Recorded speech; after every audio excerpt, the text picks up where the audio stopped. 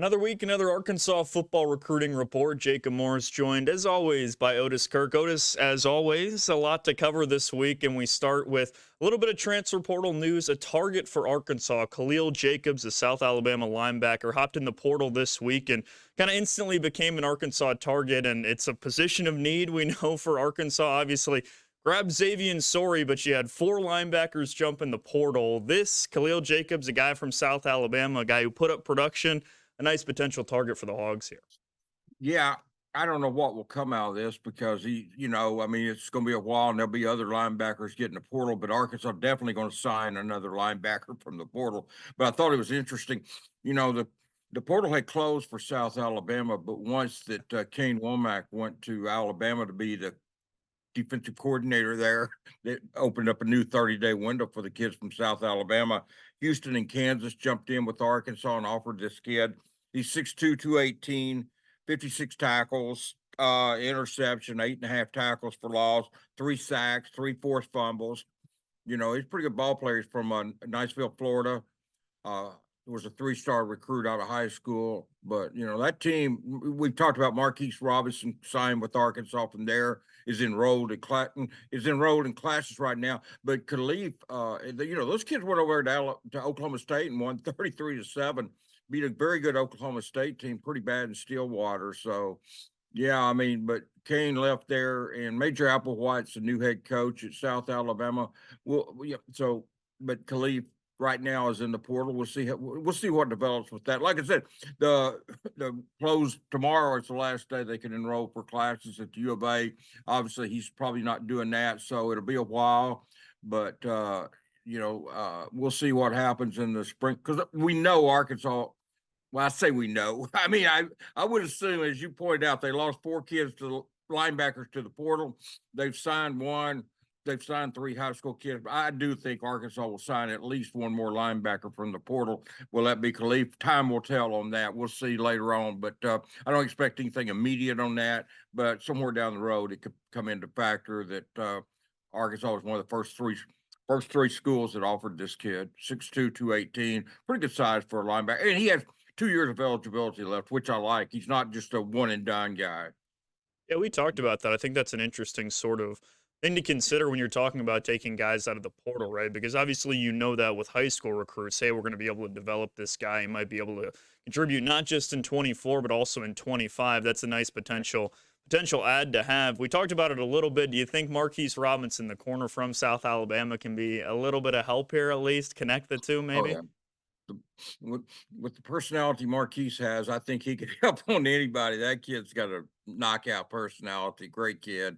I think the world of him, and yeah, he could definitely have a factor here. He chose Arkansas just kind of, man. As soon as he got here, he knew he was coming to Arkansas. He didn't need other visits. He didn't need a bunch of stuff, and he knows what he wants. And he and his dad could sell this to Khalif, and we'll see what develops on that. But yeah, Marquise could definitely. I would think that Sam and them will probably use him some to recruit to Arkansas because just the personality he has, he's got a great one. I mean, it rubs it. I don't think his kid's ever met a stranger. He's just a good kid, and we'll see how this all plays out. You referenced it a little bit, but I think South Alabama is a really interesting case where if you get a defensive kid, it's coming from a head coach that, like you said, is now the defensive coordinator at Alabama. So there's pedigree there. And then a team that, again, went into Stillwater, like you said, and won 33-7 against a team that played in the Big 12 championship. So South Alabama might sound like, hey, group of 5 program, you never really know. But they did impressive stuff this year and potential players that could really help Arkansas out. But let's shift over to high school ranks now. Blake Cherry, an Oklahoma offensive tackle, Arkansas offered him. He's got a host of offers as well, Kansas State, Nebraska, amongst others. What have you heard on his front, and what could the Hogs potentially get in this tackle prospect? He was here yesterday. He's one of 2 offensive tackles at Owasso in the 2025 class that are drawing interest, and both of them, are. It's weird that they have 2 offensive tackles at Owasso. They're that highly recruited. He was here yesterday. Got an offer from Eric Mateus and Sam Pittman and them from Owasso High School. Same school produced Keon Hatcher and other players. As you said, Kansas State, Oklahoma State, Tulsa. He's got a lot of offers, Texas Tech, Nebraska, TCU, Baylor. So he's got a lot of offers, and he's someone that Mateus was familiar with when he was at Baylor, and and then kind of continued to recruit him here, and kid comes over, visits, get an offer. Got really good size, 6'6", 6'5", maybe 6'5", 6'6", 6'5", 6'6", 295, 300 pounds. So he's got obviously really good size for that position, and definitely going to be one that Arkansas will try to get a visit from, official visit later on, and try to add him to the signing class or to the commitment list for that year. But you watch those. Man, we talked about this last week on here. They're one of the schools I named in the Tulsa area that you want to go to because they've always got prospects. It's just like we talked about last week. I mean, it's weird we talked about that, and then here comes the kid. But it's not going to change. It'll be the same next year. There will be somebody else from those schools over in the Tulsa area that we've mentioned on here countless times that'll get offers, and it's not just Arkansas offering those kids, but yeah, he's very well talented lineman. Like I said, I think he's got 11 or 12 offers. I'd have to count them. I've got them written down, but like 11 or 12 offers, and it's just more coming in.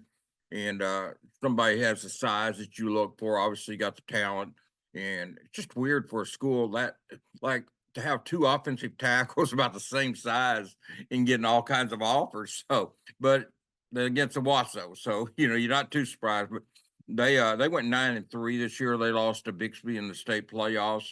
They had another good year going 9-3. So I mean, that's not. I mean, by their standards, they probably feel like that was a down year.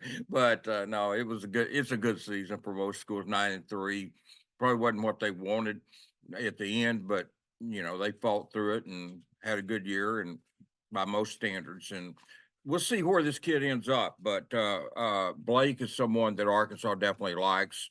And the good thing about Arkansas and Owasso, man, that's like less than a 2-hour drive. I mean, we're right at 2 hours, whatever, and so he's close to home, but yet, and one thing I hear from those kids over there, Jacob, is it's close enough to home that if something happens, I can get home, but it's far enough away that I can get away from home too, and I hear that from all those kids in Tulsa, a lot of them anyway. And that's what they say, that like if something comes up, it's not like they're on the other side of the United States, they have to go. They can be home, but they feel like, hey, this is a chance for me to kind of get away and be on my own too. And so it's a kind of a good zone there, a good area, good distance, couple hour drive. And you think about it, it's probably a little bit less, it's about like a Little Rock. We think of out of state kids, but that Tulsa is about like a Little Rock or less. So but anyway, yeah, Arkansas offered him. They're in the hunt now, and they'll have good competition. Right now, Oklahoma has it offered, but it wouldn't surprise me at some point if they do as well. But we do know Oklahoma State, Tulsa, and those schools have offered, like like Kansas State, Nebraska, Baylor, a bunch of schools, TCU, the schools that recruit that area have all offered except OU. But maybe they may. I mean, as it was just yesterday that Arkansas offered. Yeah, and I think it's prophetic that last week you came on here and you said I'd like to see a school just recruit that area, and then what does Arkansas do? 6 days later, they got an offer out. Yeah, and it's just the way it is over there. I mean, those schools I named Owasso, Broken Arrow, Tulsa Union, Jinx, and Booker T. Washington. And those 5 schools, I mean, we're going to talk about them every year. I don't know how many years I'll be alive at my age, but I mean, every year I'll be on there. I'm going to be talking about some of those schools and prospects related to Arkansas and other schools. But obviously, we concentrate on Hogs here, Pig Trail Nation, or named Pig Trail for a reason. But no, I mean, but related to Arkansas, you can almost bet there will be some kids at one of those schools that will be offered, or probably more than one, that'll be offered every year. Arkansas will recruit that. It's just the way it works out. And those schools are loaded, and it's not a one hit wonder, 1 year wonder deal. It's every year. And sometimes obviously they have more talent than other years, but that's a good area over there, and it's definitely worth going over and checking out. And as you said, Mateus got an offer out, and we'll see what happens. We'll see if Arkansas offers the other offensive tackle there. They haven't yet, and he He doesn't have as many offers as Cherry. The weird thing is the recruiting services have him ranked higher than Cherry, but he has like 3 or 4 offers and Cherry has like a dozen. So I guess the schools look at it different than the recruiting service, but they're both good players. We'll see if Arkansas offers the other one. He didn't come to the prospect day. So we'll see if he eventually does, and eventually, and later on, we're going to talk about the one next weekend. And but they had 2 so far this month, and Grayson Wilson was up here yesterday at the junior day or prospect. I call it prospect day because it used to be junior day, but now you have kids from 2027 coming 2020. It's not juniors. It used to be, but I call it prospect day simply because it's not true to say junior day. But they had a prospect day, and Grayson Wilson and a bunch of kids were here, and there's some talent always coming through here. Anthony Kennedy was here last weekend, and next weekend we'll talk about a couple of kids I really like. They're coming in next weekend here in just a few minutes. Yeah, and I know before we get there, you want to talk about numbers and how Arkansas got everything worked out. It's a complicated process these days. What did that look like for Arkansas, and where do the Hogs ultimately stand right Yeah. now? On December the 20th, when Sam Pittman came in there the room and he said they had 8 scholarships, everybody kind of looked at each other because most of us had him having about 1 or none, and knew they were going to open some up though, but it wasn't surprising. But now we know the mad method, the path that they got to get to where they had those scholarships. They had 18 super senior possibilities. 9 of those are coming back. 9 left. Jefferson went in the portal to UCF. Torian Carter went to Colorado. Uh, you know, some of the other kids went different places, but obviously, they just jumped. 4 of them went to other schools, but then uh, some of the other kids like Bo Limmer and Dwight McLaughlin are going to enter the draft. I had been told earlier that Brady Latham was not coming back to Arkansas, that he was working out, that he was getting ready for the draft, and he did leave. So we'll see what happens here, but it's just Tank Booker went to SMU. He'll do well there. I like him a lot. And so we'll see what happens here, but they just got down there, and then Cole Carson, offensive lineman, uh, graduated early and left. Terry Wells and Eli Henderson took medical hardships.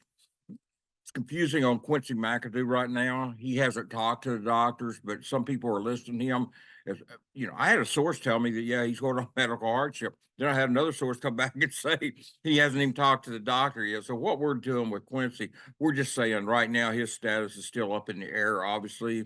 I mean, he had the car accident. I wish he could play. I don't know. I don't know, man. It's a big risk with that injury.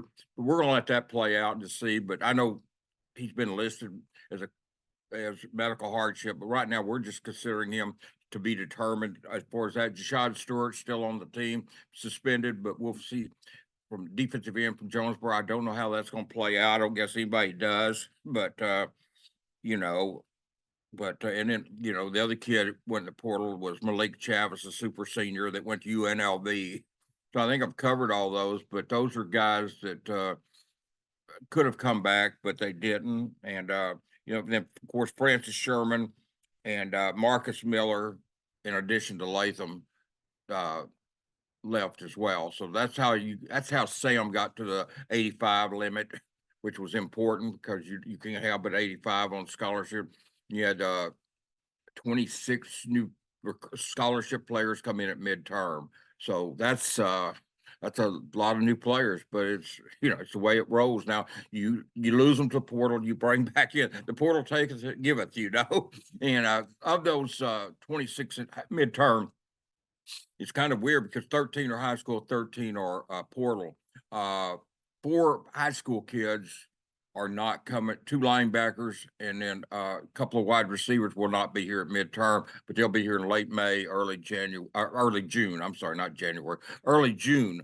So, but it's kind of 13 portal, 13, and then you got walk-ons. I know, we got some walk-ons that came in at midterm too. including, some portal kids, but those right now, but as far as getting to 85, you only count the scholarship kids. And so that's where they're at right now. Sam's sitting pretty good there.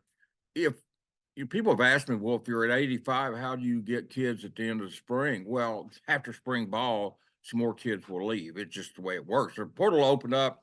I think it's two weeks, I believe, in the spring. I believe it opens up just for 2 weeks this time, not 30 days. So it's a little bit different. But after spring ball, you will have kids jump in the portal. You won't have as many. You won't have 15 scholarship players like they had at midterm, but you will have a few jump in the portal. And right now, basically, they're not like they're really hurting for needs. I mean, they need another linebacker, probably maybe two, a defensive tackle or two. I mean, they, I mean, they could use some help at other positions, but they don't, they met they got a quarterback, they got a running back, they've got a wide receiver, they've got a tight end. You've got three offensive linemen out of the portal, a couple more out of high school. You've signed defensive end out of the portal. You've got three great defensive ends, one out of the portal and two out of high school. You've got four linebackers, including Sorey, and then you've signed a bunch of defensive backs. So really, they don't need a lot of scholarships, Jacob, to open up after spring. I mean, you get a linebacker. If you got nothing but a linebacker or two, a defensive tackle or two, interior defensive lineman, you're sitting fine. You know, now if you lose somebody, obviously you don't think they're going to lose in this after spring ball. That might open up a position somewhere else. If you've got a kid that leaves that you were counting on being back, maybe counting on starting or playing, then that could change the needs. But if he leaves, that gives you an opportunity to replace him. So, but right now, I'd say the needs after spring ball will be linebacker and defensive tackle. Other than that, they've done a pretty good job of meeting their needs. Now, could they use another wide receiver? Possibly so. Could they use another? You can never get too many corners, safeties, but right now I feel like they're sitting pretty good in those areas. And like I said, we'll see who leaves after spring, but I don't, I mean, I think there was 15 scholarship players left and entered the portal. More than that left, but 15 scholarship players entered the portal at midterm. You won't see near that number after spring. Maybe two or three, four, something like that. Maybe at the most, five at the most. But they don't have the needs after that they've added midterm. Because they've done a good job of meeting them. And one thing that Sam Pittman's done that I really like, he has kept a balance between the portal and high school. You've got some coaches are just going crazy on the portal, or you got some coaches who are ignoring the portal and trying to just take all high school kids. And I don't like either one of those methods. I think Sam Pittman right now has signed 17 high school kids and 13 portal kids. And I think last year was like 20 and 19. I think they had signed 39 last year and it was a 2019 balance. I like the way he keeps this thing balanced. I just think you can go overboard both ways. You sure can't ignore the portal. That will really bite you in the rear. But I think if you just recruit overabundance from the portal, I feel like it's hard to build continuity and it's hard to I don't know. I just think you can go extremes both ways. And I think Sam's done a good job, regardless of, whatever people want to say. I think he's done a great job of balancing this thing out. I like that about it, for what it's worth. Now, I think obviously he's got to win. I know that, but I don't think, I think he's trying to do that. And I think the way you do that, though, is the way he's doing it, get a balance and win some of those close games. I mean, it's not like, I think if they'd won some of those close games last year, I know this is way off topic, but if they'd won some of those close games last year, I don't think you'd seen the meltdown at the end of the season, Jacob. I think they would play with more confidence and stuff. So, I think it's been that way 2 years. They've lost a lot of close games, and they got to start winning more of them. And that's what some of those, and that's where I think Bobby Petrino will come into play. His play calling is outstanding, and I think Bobby can make the difference in some of those games because a lot of times in those games they lost close, they got down there and settled for field goals early on. And it came back and bit them later in the game. And I think with Bobby calling plays, he's the best play caller I've ever seen in college football. I think they will get some touchdowns, and it can make the LSU game. If they had scored 2 touchdowns to start the game instead of 2 field goals, I definitely think it would have been a different game. I may be wrong. We'll never know, but I definitely believe that. Yeah, it should be interesting. And I do think you make a great point about the balance between portal and high school recruiting because it's like you said, you can go extreme on each side. But I think the ideal place is like with many things somewhere in the middle, right? You know, you develop guys at your core positions and you take a honest look at yourself in the mirror and you supplement yourself in the portal and say, "Hey, we can fill in with some plug and play guys here and really Yeah. help ourselves with the portal." And I like the balance, especially numbers wise in between both. But wrapping up here, let's talk another prospect day next Saturday. We won't call them junior days, prospect days, whatever you want to call them. Two guys I Well, know you want to focus on coming in, a 26 and a 25 guy coming in for Arkansas. yeah, let's go with the 26 kid first because he's an in-state kid. He's from Cross County High School, the old home of Wayne Martin, defensive end.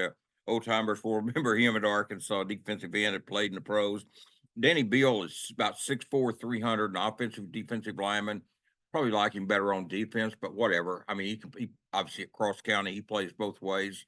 Probably does a lot of other things too for them. I mean, small school, but outstanding player. Got a lot of offers, including Arkansas, and he will be here next weekend. He's 6'4", 300, 2026. I prefer him on defense, but we'll see. I mean, he's like all these linemen we talk about, even the kid from Marion and all of them. They play both ways at their school because they obviously the coach wants to win, and that gives them the best chance to do it. And then an interesting kid is Cash Courtney from Carthage, Texas. He is 2025, an offensive lineman, 6'4", 265. He committed to Eric Mateus in October, I believe the 29th. I believe it was October 29th. He committed to Eric down at Baylor and still committed to Baylor, but he's visiting Arkansas this upcoming weekend. Baylor's got to be uncomfortable with this. I mean, they got to be worried because he committed to Eric Mateus when he was at Baylor.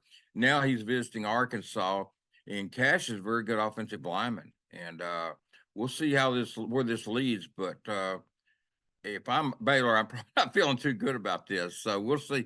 But if Eric's going to get him on campus and show him Arkansas, and I've been to Baylor. Arkansas has better facilities than Baylor. I'm not putting Baylor down, but Arkansas has better facilities.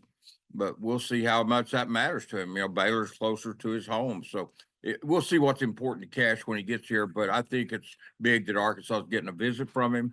As I've said a million times, if you don't get them on campus, you're not going to get them. You're obviously not going to get everyone you get on campus, but it gives you a chance at everyone. If they come in on a visit with an open mind, it gives you an honest chance at them. If they're visiting, it gives you a chance. That's all. Really, as a coach, that's all you can ask for. Is give me a chance, and then what the coach does with it, and the recruit, and everybody does with it. It's neither here nor there. It's on later on down the road, but at least they're going to be in the ball game there.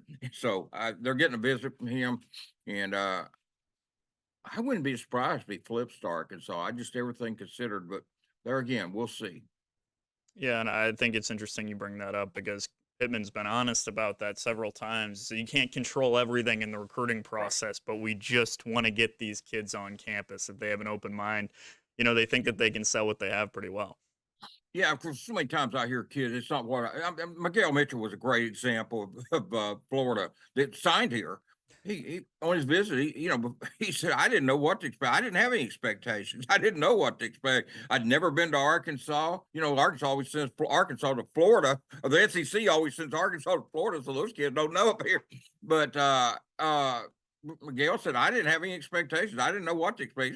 Nothing like I expected. So, I mean, and he ended up choosing here. That's where if you don't get a visit from Miguel Mitchell, you're not going to get him. It's just the way it is, and that's just not just him, but that's just a typical story. I hear that all the time. I mean, Anton, the defensive end from Albany. I mean, I don't. He was going to take other visits. He got here and got blown away. He'd been to A&M. He came to Arkansas. He canceled out Syracuse and Arizona State. I mean, just you get them on campus, and you don't really know if you'll get them right then or not, or if you'll ever get them. But Fernando Carmona fell in love with this place. When he visited. And there again, like I said, if you don't get these kids on campus, they don't know what you've got here. Because a lot of people think of Arkansas, they think of it's almost like they think the stadium's propped up with sticks or something, And I mean, I don't know. I mean, but that's kind of a joke. But I I used to hear a lot when they fly out the airport and they come in, they see all these animals, these farm animals out there, and they think, "Man, this is just what I thought country is heck." But they get to pay it when they see it's not. But as long as they can forget the drive from the airport to here, they're good. And then they get here, obviously, and they're blown away. I mean, the facilities are great here, the fans, the atmosphere. Pittman and his staff do a good job recruiting, and just like the other coaches at Arkansas, like Muss and Van Horn and all of them, they do a good job. They get them on campus, and they show them around.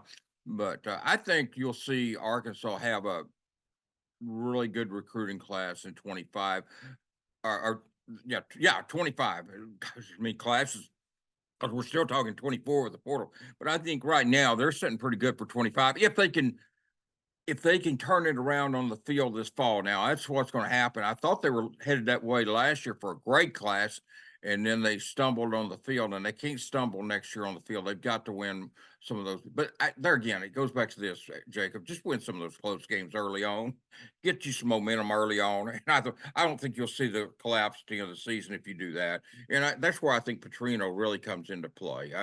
I think Sam probably missed Barry Odom more than I thought he did, as far as an advisor and somebody to talk to. I heard that a lot, and I kind of scoffed at it till midway through the season. Then I became a believer. But Bobby's an experienced head coach, very successful, experienced head coach. We saw that here at Arkansas. His name counting what he did at Louisville, Missouri State, and everywhere else. But Bobby is someone can really help Sam, and I think he will. And I think that was a great hire for Arkansas. But there again, like I said, it all comes back to this. If they have success on the field this fall, they will have success in 2025 recruiting. I really believe that, because they've got some good recruiters here, good coaches. They know what they're doing. And so we'll see how all this plays out. Yeah, they've got good recruiters, good facilities. Now all you're waiting on is on the field results, like you're saying. And That's, hey, I think we're going to go in circles on this over and over again until about 7 months from now, after yeah. the UAPB game, when Arkansas heads up to Stillwater. That'll be the first time we get a look at what we're actually seeing when they match up with Oklahoma State. Marquise told me they're going to win that game, so we'll see, Jacob. We'll see, man. Marquise told me they are going to win that game. So, and hey, he's already got a little confidence because they had some success there. But he told me they're going to win that game, so we'll see, man. But if they do, you're right. If they win that game and start out 2-0, and I know they've got some tough SEC games after that coming up, but the key to me is just build some momentum early, because I think that's what's going to determine next year is we're getting off on the season and not talking recruit, but it all plays in together. But I do think they've got to have success early on next fall to build momentum and get some recruiting momentum and on the field momentum. And if they do that, everything's going to take care of itself. The wins and recruits will come if they take care of the on the field stuff. Yes, well, season opener, 7 months or so away, but Otis will be back next week, and as always, the Arkansas Football Recruiting Report will roll on. But that'll do it for this week's edition. For Otis Kirk, I'm Jacob Morris. Thanks so much for tuning in, everybody.